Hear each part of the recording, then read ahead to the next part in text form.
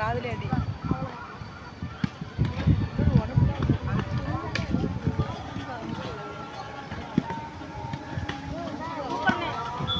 இவனும் தருணுமே அப்படிதான் கொடுக்குறான். அப்போதான் டிஃபென்ஸ் வராங்க. அவன் காலில் அடிக்கிறேன், இவன் தோல் சோல்டர் அடி.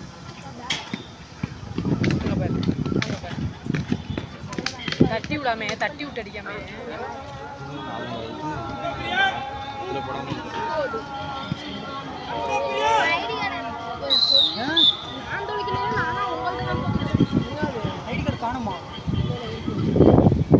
காட்டர்